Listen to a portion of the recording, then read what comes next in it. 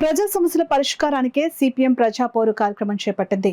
శుక్రవారం కాకినాడ నగరంలో గల మహాత్మా జ్యోతిరావు పుల్లే విగ్రహం వద్ద ఈ ప్రజాపోరు కార్యక్రమాన్ని సిపిఎం నాయకులు ప్రారంభించారు. ఈ సందర్భంగా సిపిఎం సీనియర్ నాయకులు, నగర కమిటీ సభ్యులు కె సత్యరాజు, సిఐటియు నాయకులు సిహెచ్ రాజ్కుమార్లు మాట్లాడుతూ కేంద్రంలో గత 10 ఏళ్లుగా బీజేపీ మోడీ పాలనలో మహిళలు, చిన్నారులపై అత్యాచారాలు పెరుగుతూనే ఉన్నాయని విమర్శించారు.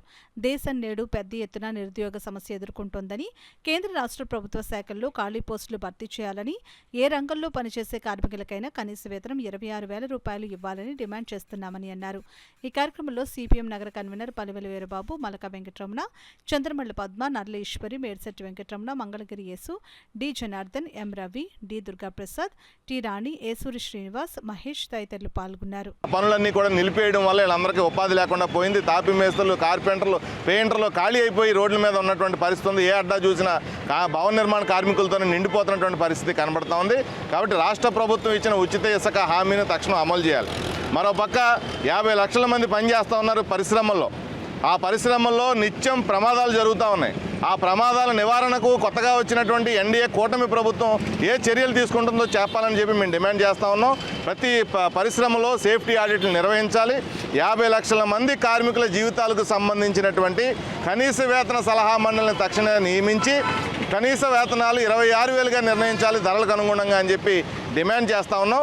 మూసివేసిన పరిశ్రమలన్నింటినీ తెరిపించాలి. సామలకోట షుగర్ ఫ్యాక్టరీ 1500 మంది కార్మికులకు ఉపాధి కల్పించేది.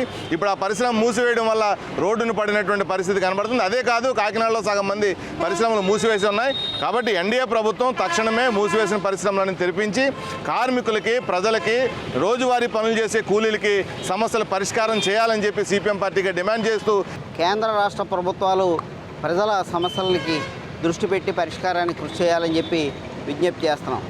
ఖాళీ పోస్టులన్నిటినీ భర్తీ చేయాలా, నిరుద్యోగులకు ఉపాధి కల్పించాలని, అలాగే కాకినాడ స్మార్ట్ నగరానికి ఎన్నికల పీరియడ్ అయిపోయింది, అయినా ఎన్నికలు నిర్వహిస్తలేదు. ప్రక్కన ఉన్నటువంటి గ్రామాల విలీనం కూడా ప్రశ్నార్థకంగా ఉన్నది. ప్రజలకి నిత్యం కావాల్సినటువంటి మంచినీరు కానీ, విద్యుత్ కానీ, ఇవన్నీ చాలా రకాల సమస్యలు ఉన్నాయి. వీటన్నిటినీ పరిష్కారం చేయాలి. ఇవే కాకుండా దేశవ్యాప్తంగా అనేక రకాల కార్మిక రంగానికి కనీస వేతనం 26,000 ఇవ్వాలని, ఇటువంటి సమస్యలన్నిటి మీద నవంబర్ 8వ తేదీ నుండి 15వ తేదీ వరకు కాకినాడ నగరంలో వివిధ ప్రాంతాల్లో ప్రజాపోరు నిర్వహించి ప్రజలను చైతన్యపరిచి 15వ తేదీన కలెక్టరేట్ వద్ద ప్రజాపోరు ధర్నా కార్యక్రమం నిర్వహిస్తామని, ఈ కార్యక్రమంలో ప్రజలు పాల్గొని తమ సహకారం అందించాలని, ప్రజల ద్వారా ప్రభుత్వాన్ని డిమాండ్ చేద్దామని మీ అందరూ కలిసి రావాలని విజ్ఞప్తి చేస్తాం.